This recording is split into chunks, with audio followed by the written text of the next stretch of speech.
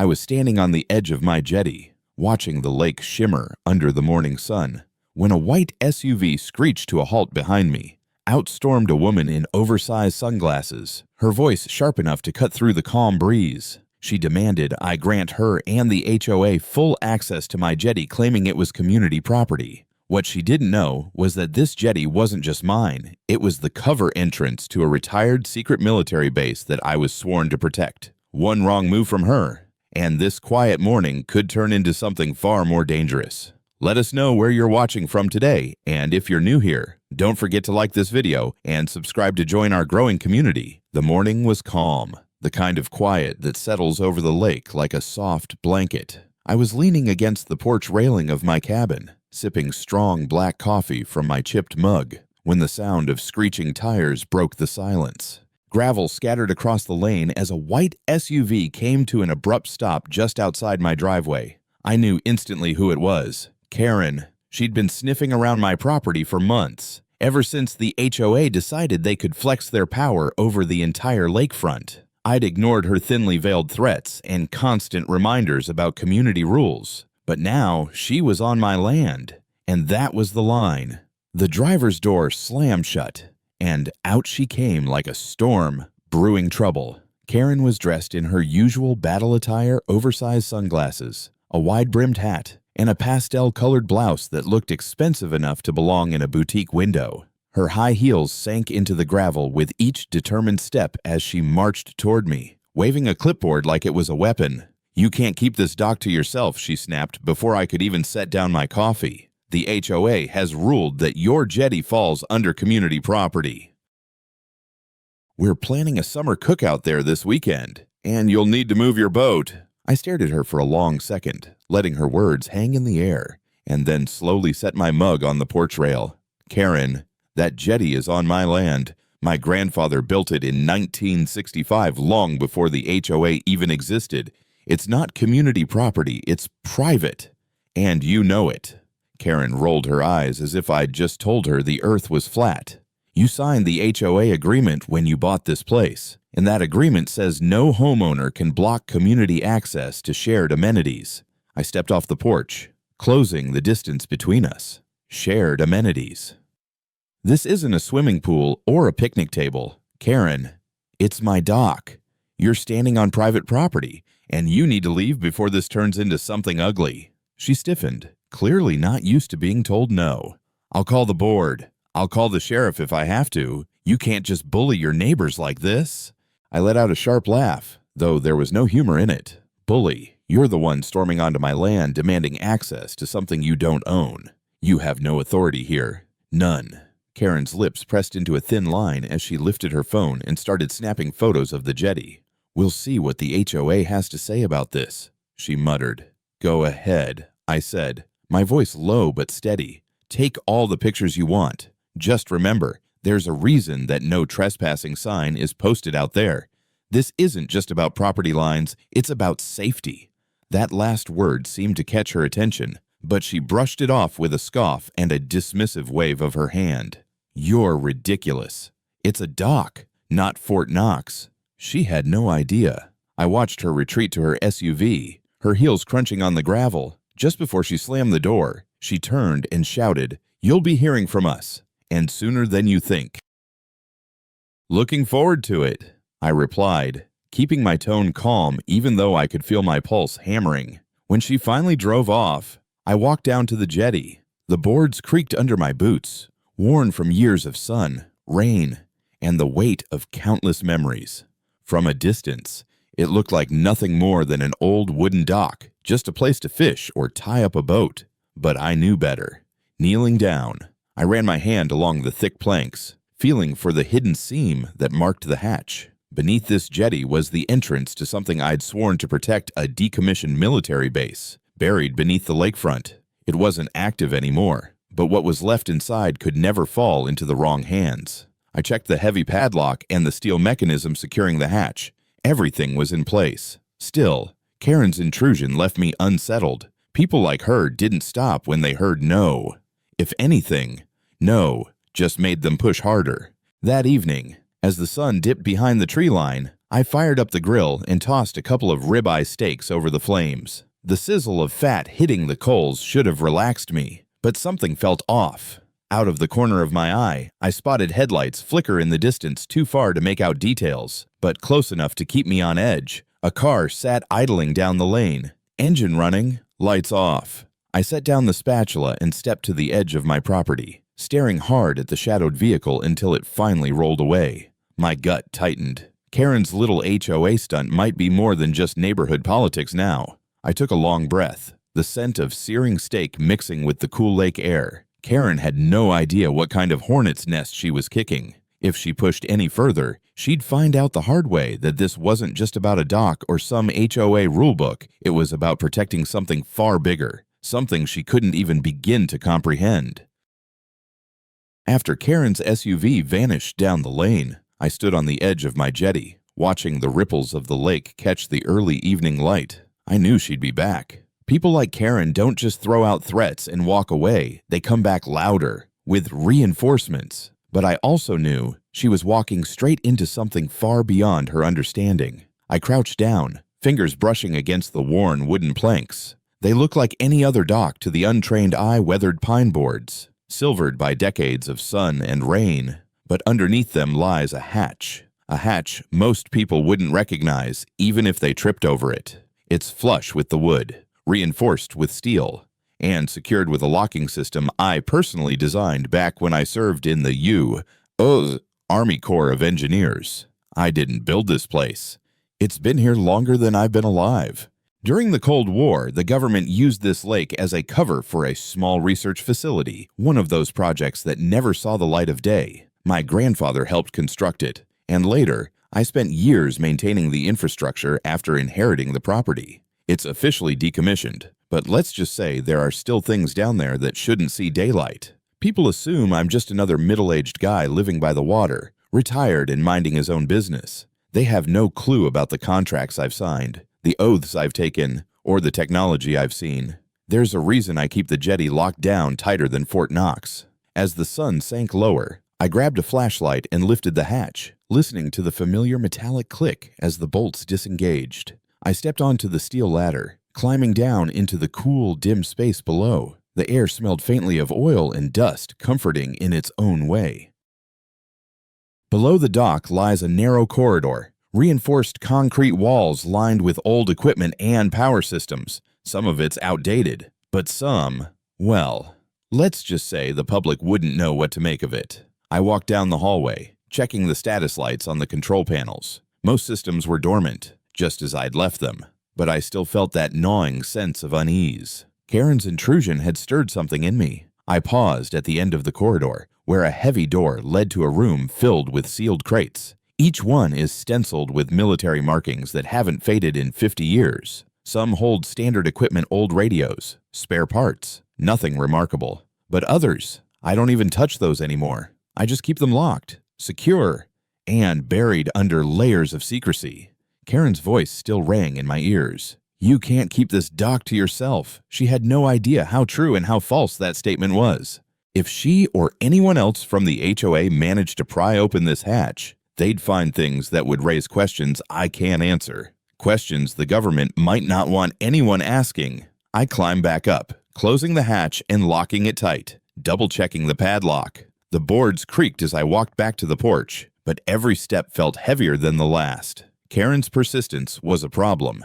If she got the HOA board involved, they'd try to push through legal channels, maybe even send someone to inspect the dock. I'd have to find a way to keep them at bay without drawing too much attention.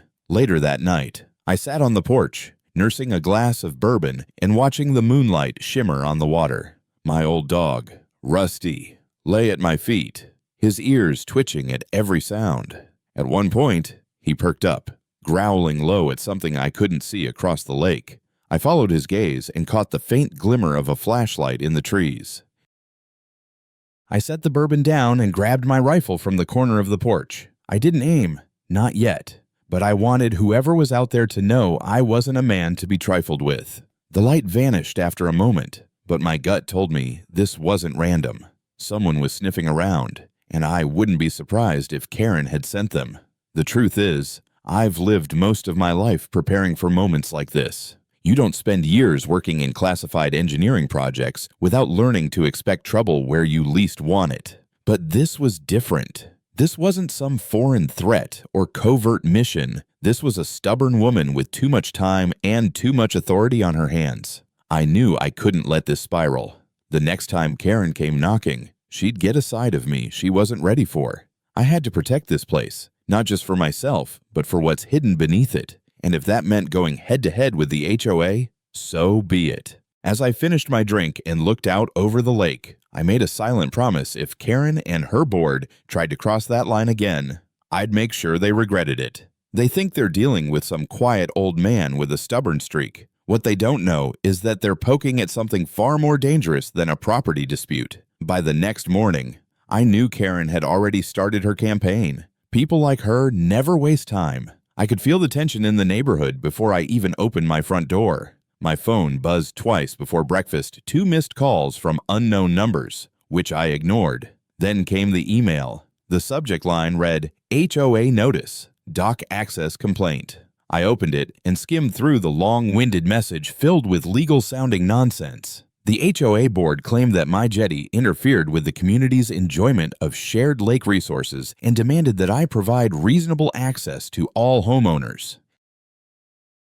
They even had the nerve to give me a deadline, 3 days to comply, or they'd pursue further action. I laughed out loud, the sound echoing off the walls of my kitchen. Further action, huh? They had no idea who they were dealing with. I sat down at the table, opened my laptop, and started drafting a response. I was firm but professional, pointing out that the jetty was on private land, built decades before the HOA even existed. I cited county property records, attached copies of my deed, and reminded them that trespassing laws in this state aren't exactly lenient. Before I hit send, Rusty started barking. I looked up just in time to see another SUV rolling down my lane, this one black, with tinted windows. My jaw tightened. 2 men stepped out, dressed in polo shirts and khakis. HOA board members, no doubt. They walked with that entitled swagger I've seen too many times, the kind that says, "We're here to tell you how to live." "Morning," I said, stepping onto the porch, my coffee mug in hand. "Mr. Walker," one of them asked. His tone clipped. "That's me," I replied. "We're here to inspect the dock," the second man said. "The HOA received a complaint, and we need to ensure everything is up to code for community use." I let the silence hang for a moment before responding. "You're not setting foot on that dock. Not today. Not ever. That dock is not community property, and you don't have the authority to inspect a damn thing on my land." The first man's face reddened. "Sir, refusal to cooperate with the HOA can result in fines and—" "Go ahead," I interrupted, my voice sharp. "Fine me. Call your lawyers. Call whoever you want. Just remember, you're trespassing right now. You've got 10 seconds to leave before I make this a sheriff's problem." They exchanged uneasy glances. One of them muttered something about coming back with paperwork, but they retreated to their SUV and drove off. I stood there, watching the dust settle on the road, and felt my patience thinning. Karen was behind all of this. I could practically see her grinning behind those oversized sunglasses, thinking she'd backed me into a corner. She was wrong. That afternoon, I made a few calls of my own. Old friends from my Army days guys who owed me favors. I wasn't about to drag them into a petty HOA dispute, but I wanted to know my options. A retired colonel I trust told me something that made me smile. "Walker, that jetty is covered by federal protection because of its history. The HOA can bark all they want, but legally, they can't touch it. If they try, they'll be the ones in trouble." That was exactly what I needed to hear. Still, I couldn't shake the feeling that this wouldn't stop Karen. The woman had a talent for escalating things. Sure enough, by evening, I spotted her SUV again, this time parked halfway down the lane with her phone pointed at my property, recording video. I walked out to the end of the driveway, calm as can be, and waved. "Need a better shot I can pose with the no trespassing sign if you want." I called out. She lowered her phone, her face red with frustration. "You think you're clever, don't you? We'll see how clever you are when the sheriff shows up tomorrow. Great, I said. I'll have coffee ready for him. She let out a growl of frustration and drove off, tires spinning. That night, I sat on the porch with Rusty at my feet and a bourbon in hand. The crickets were loud, the lake calm, but I couldn't shake the nagging thought that Karen wouldn't stop until she got what she wanted or until I made her regret ever stepping foot near my property. I pulled out my old military notebook and started sketching a plan. If Karen wanted a war, she'd get one. And the first shot wouldn't come from me yelling or threatening. It would come from me using every ounce of leverage and knowledge I had to make sure she and her precious HOA never set foot near that jetty again. The next morning started with a heaviness in the air, the kind that settles over your shoulders before a storm. I was up early, walking the perimeter of my property, with Rusty trotting alongside me. The lake was calm, but something in my gut told me trouble was coming. Karen wasn't the type to cool off overnight. Sure enough, by mid-morning, I spotted a sedan idling on the far side of the lake. It wasn't unusual for people to park there and fish, but this car wasn't moving. The driver wasn't casting a line or enjoying the view. They were just sitting there, watching. I pulled out my binoculars and caught the glint of a camera lens pointed in my direction. Unbelievable, I muttered. Karen must have sent someone to spy on me. Rusty barked. His ears perked and body tense. He always sensed trouble before I did. I gave him a pat on the head and kept my eyes on the car until it finally rolled away, leaving a cloud of dust in its wake. My patience was thinning by the minute. Around noon, I received a text from a local friend. Hey, did you know Karen's spreading rumors at the town diner? She says your dock is dangerous and not up to code. I clenched my jaw. It wasn't enough for her to harass me directly. Now she was trying to turn the town against me. I decided it was time to pay the HOA board a visit. I drove into town, parking my truck right in front of the HOA office. It's a small building, more like a glorified storage shed, with an official-looking sign out front. Inside, the board members were huddled around a table, papers scattered like they were planning a military operation. Karen was there, of course, looking smug as ever. "Well, if it isn't Mr. Walker," she said, her voice dripping with sarcasm. "We were just talking about your refusal to cooperate." I planted my hands on the table, leaning in close. Listen carefully, because I'm only going to say this once. That jetty is private property. You have no legal authority over it, and the next person who steps foot on it without my permission will be charged with trespassing. Are we clear? One of the board members shifted uncomfortably, but Karen just smirked. "We'll see about that. I've already contacted the county inspector." "Good," I shot back. "Make sure he brings a copy of the property map. He'll see exactly where your authority ends." The room went quiet after that. I turned on my heel and walked out, not giving them the satisfaction of a parting glance. Back at the cabin, I decided to double-check the hatch beneath the jetty. I'd reinforced the locks years ago, but Karen's persistence had me thinking about worst-case scenarios. I crouched down, ran my fingers along the steel frame, and made sure every bolt was tight. The hidden mechanism was still flawless, just as I designed it. As I stood up, something caught my eye, a set of fresh footprints in the mud along the shoreline. They weren't mine. Someone had been snooping around recently, maybe last night. That evening, I set up a few motion-activated cameras around the property. I've learned the hard way that having eyes in the dark can make all the difference. I also pulled my old security contacts from the Army, letting them know I might need a quick check on anyone digging into my background or this land. Around midnight, Rusty's barking jolted me awake. I grabbed my flashlight and rifle, stepping out onto the porch. The beam of my light caught a shadow moving near the trees. I didn't call out, I just watched. Whoever it was ducked back into the woods as soon as they realized I'd seen them. The next morning, I checked the camera footage.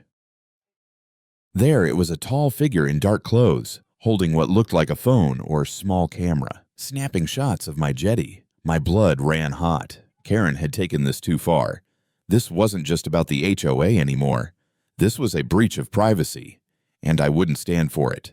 I printed a few still images from the camera and slipped them into an envelope. It was time to make a statement. By noon, I left a copy of the footage in the HOA mailbox with a handwritten note: "Trespassing is a crime. This is your only warning." Later, as I sat on my porch, I spotted Karen reading the note, her face turning red as she crumpled it in her hand. For a moment, I thought I saw hesitation in her eyes, but then she stormed off, phone in hand, no doubt plotting her next move. I took a long breath, feeling the weight of the coming storm. Karen wasn't just poking at the hornet's nest anymore, she was shaking it, and I was ready to make sure she got stung. By the 5th day, I knew that waiting for Karen to stop wasn't an option. She'd turned my private lakefront into her battleground, and if I didn't push back hard, she'd keep escalating until the sheriff, the county, or some clueless lawyer tried to step foot on my jetty. That wasn't going to happen, not on my watch. I started the morning by calling an old friend, Jack Henderson, a retired federal marshal. Jack and I had been through enough sticky situations to know when to act and when to hold back. As soon as I explained the harassment, the rumors, and the trespassing attempts, Jack's tone changed. "Walker," he said, "these HOA people have no clue who they're messing with. You've got a federally protected structure there. If they keep pushing, you've got the right to make them stop. Want me to pay a visit?" "Not yet," I said, "but I'll need your name on standby if they force my hand." After hanging up, I spent the next few hours gathering every document I had about the jetty and the land. I printed maps, survey records, and the letter from the Department of Defense confirming the site's historical classification. Then, I made a few copies. If Karen thought she could scare me with legal threats, she was in for a shock.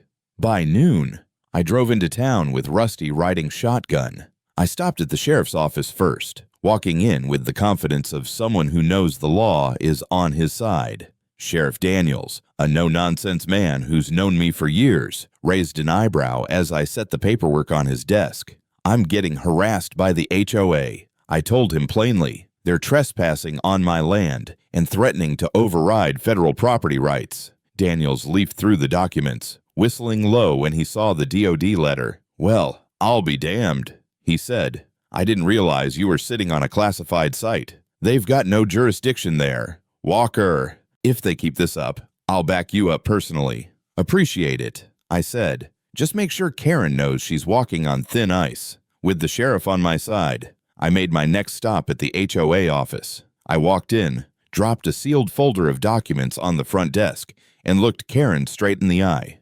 "You wanted access. Here's everything you need to know about why you'll never get it," I said. She grabbed the folder and started flipping through the pages. Her smug smile faltered as she saw the official stamps and signatures. "What is this?" she asked, her voice rising. "That," I said, "is a federal designation. This jetty is classified as protected infrastructure. You so much as touch it without clearance, and you're committing a federal crime. I'd suggest you and your board think very carefully about your next step." For the first time, Karen didn't have a snappy comeback. She just stood there, gripping that folder like it might bite her. I leaned in slightly, lowering my voice. "You've been trespassing, harassing, and spreading lies about me. If I see one more car parked near my property or one more camera pointed at my dock, I'll have Daniels and federal agents knocking on your door. Are we clear?" She blinked, but she didn't speak. I turned and walked out, not bothering to look back. That evening, I sat on the porch with a cigar and a glass of bourbon, watching the sun sink behind the tree line. For the first time all week, I felt a sense of calm. Rusty lay beside me, tail wagging lazily, as if he knew we'd just won a small battle. But the war wasn't over. Around 9 p.m., my phone buzzed with a text from a neighbor. "Karen's furious. She's saying you threatened her with the feds." I smirked. Let her talk. The truth was, she wasn't wrong. If she crossed me again, I'd have no problem bringing in higher authorities. Still, I had the uneasy feeling that Karen wouldn't take her defeat quietly. People like her don't back down, they regroup, they plot, and they come back swinging. I decided to stay a step ahead. Before turning in for the night, I walked the property again, checking the cameras and sensors I'd installed. I made sure the hatch under the jetty was locked tight and reinforced with a secondary bar I'd added earlier. I wasn't taking any chances. As I lay in bed, I could hear the soft lap of the lake against the shore. It should have been a peaceful sound, but all I could think about was Karen's face when she read those federal documents. It wasn't over, not by a long shot. And if she wanted to make this personal, I was more than ready for whatever came next. The next 2 days were quiet. Too quiet. Karen's SUV didn't show up, and none of the board members came sniffing around my Jetty. It was the kind of silence that never means surrender. It means they're planning something. And sure enough, on the third morning, the circus arrived. I was fixing a loose board on my porch when I heard the commotion. A convoy of cars rolled down my gravel lane, Karen's white SUV in the lead, followed by 2 sedans and a news van from the local TV station. Behind them, a sheriff's cruiser. Unbelievable, I muttered under my breath, wiping sweat off my brow. Rusty barked from inside the cabin.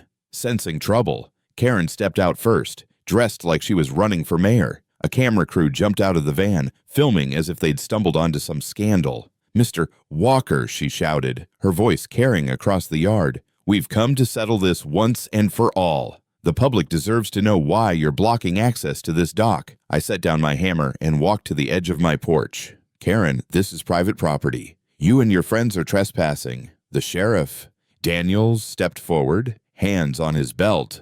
"Walker, I had no idea they were dragging media into this," he said quietly. "I'll keep them back if you want. Let them film," I replied, my voice calm but firm.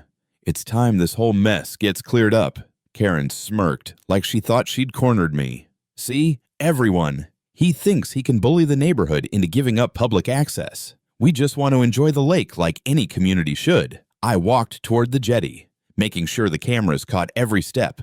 "Karen, you've been told repeatedly that this Jetty isn't community property.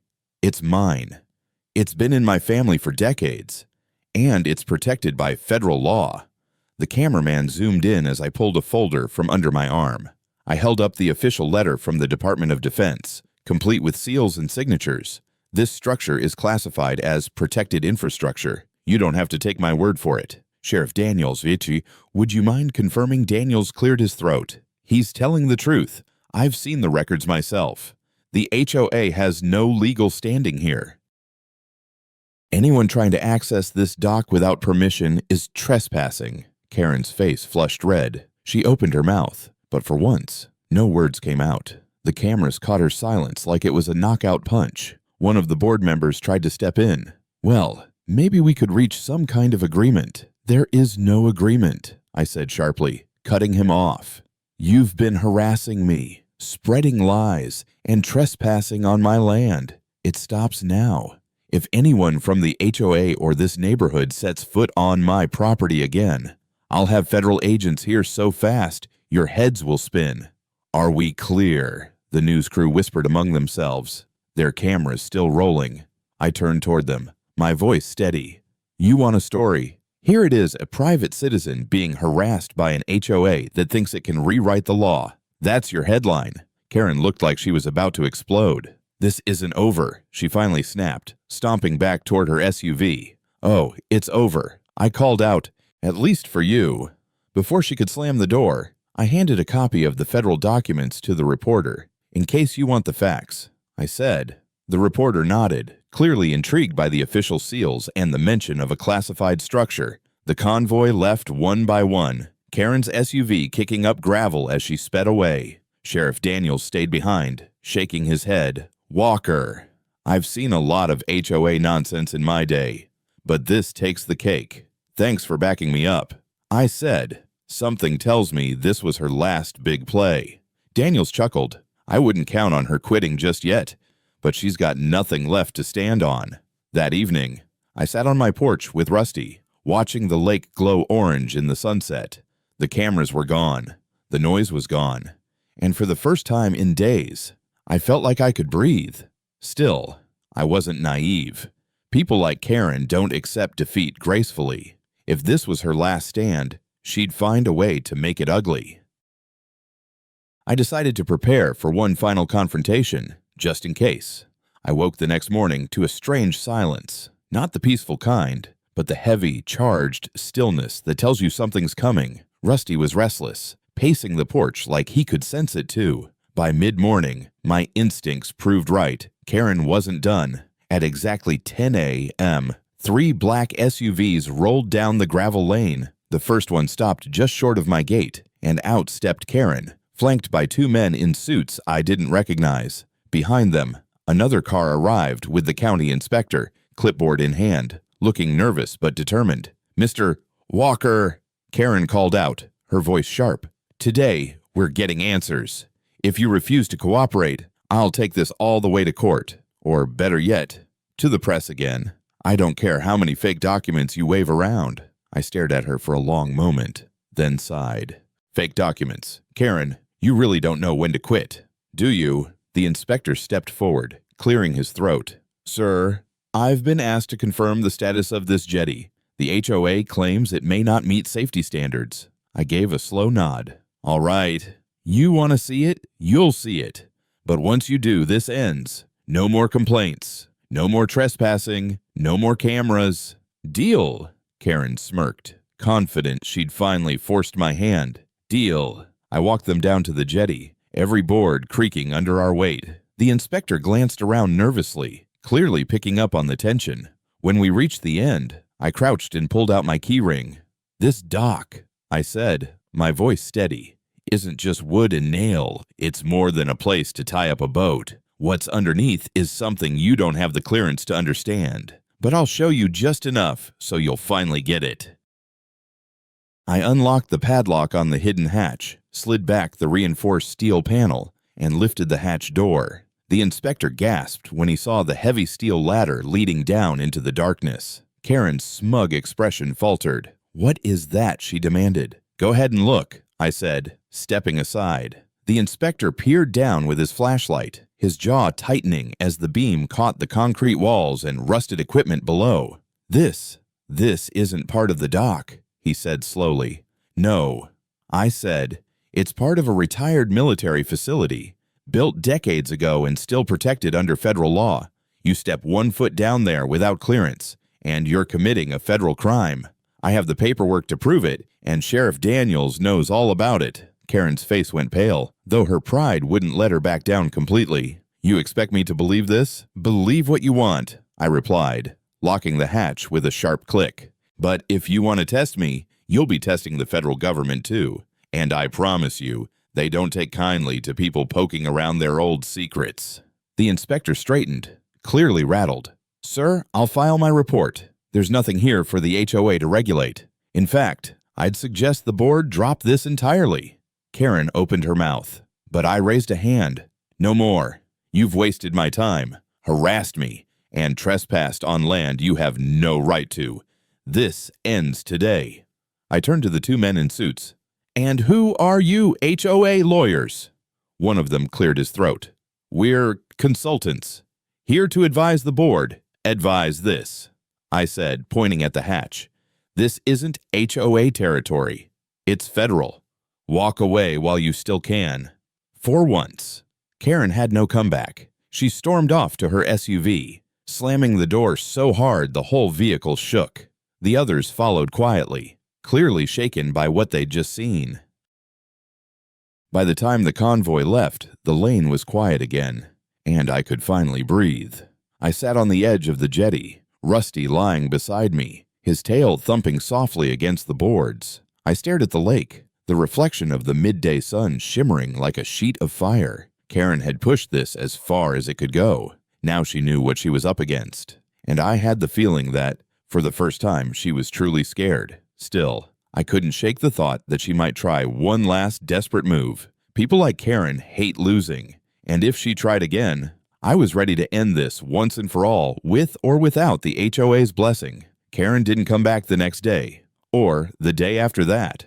For the first time in weeks, my property felt calm, like the lake itself had exhaled a long, tired breath. But I knew her silence wasn't from acceptance. It was the silence of someone who had been humiliated in public and was scrambling to save face. By the end of the week, word had spread across the entire neighborhood about what happened at my jetty. The news clip from that day, with me holding up the Department of Defense letter and calling out the HOA, made the rounds on social media. Karen's precious reputation was crumbling fast. I started getting nods of approval from neighbors who used to avoid eye contact. One of them, an older guy named Frank who's lived here longer than the HOA has existed, stopped by one morning. "Walker, He said, "That was something else you did out there. About time someone stood up to Karen. She's been running this place like her personal kingdom. Glad I could help." I said, though I wasn't doing it for applause. I was just protecting what was mine and what needed to stay hidden. Still, I couldn't let my guard down. I called Sheriff Daniels and asked him to swing by. When he showed up, I handed him a flash drive with the motion camera footage of Karen's spies sneaking around my property. "This is plenty of evidence," Daniels said, scrolling through the images. "If she tries anything else, we can press charges for harassment and trespassing." "Good," I said. "I don't want this turning into a legal circus, but I won't hesitate if she keeps pushing." The final blow came 2 days later during the HOA board meeting. I didn't attend, but half the neighborhood did. And by the next morning, everyone was talking about how Karen had been voted out as president. Apparently, the other board members had had enough of her antics. Losing on camera and bringing unwanted media attention was the last straw. I heard that she stormed out of the meeting, calling everyone ungrateful, and drove off in her SUV like a bat out of hell. I haven't seen her since. The following weekend, I walked down to the Jetty at sunset, bourbon in hand, and sat on the edge with Rusty. The lake was glassy and still, reflecting the deep orange of the sky. I let the quiet soak in, feeling the weight of the past few weeks finally lift. That dock had been more than just wood and nails to me. It was a piece of history, a piece of my family's legacy, and a reminder of promises I made long ago. Defending it against the HOA wasn't just about property lines. It was about standing my ground when someone tried to bulldoze over what I hold sacred. I took a long sip of bourbon and glanced at Rusty. "We did it, old boy," I said softly. "No one's touching this place again." A few days later, I received an official letter from the county, confirming that my property, Jetty included, was exempt from any HOA claims. It even mentioned federal restrictions on unauthorized access. That piece of paper felt like the final nail in the coffin of Karen's war. Still, I wasn't celebrating. There was no need. I simply tightened the locks on the hatch, checked my cameras one last time, and got back to living my life the way I always had, quietly, privately, and on my own terms. Neighbors started coming by more often, some curious about the mystery dock, others just wanting to shake my hand. I didn't tell them much. The less they knew about what lay under the Jetty, the better. I just smiled, offered them a cold drink, and let them draw their own conclusions. As for Karen, I don't care where she ended up. Maybe she moved out. Maybe she's still sulking somewhere, plotting her next HOA conquest. Either way, she won't find another target like me. Not here, not ever. That night, I sat on the porch, watching the stars blink to life over the dark lake. Rusty curled up at my feet, and the cool breeze carried the scent of pine and fresh water. For the first time in weeks, I felt the peace of knowing the fight was over and that I'd won, not by yelling or stooping to Karen's level, but by standing firm, telling the truth, and refusing to let anyone push me around.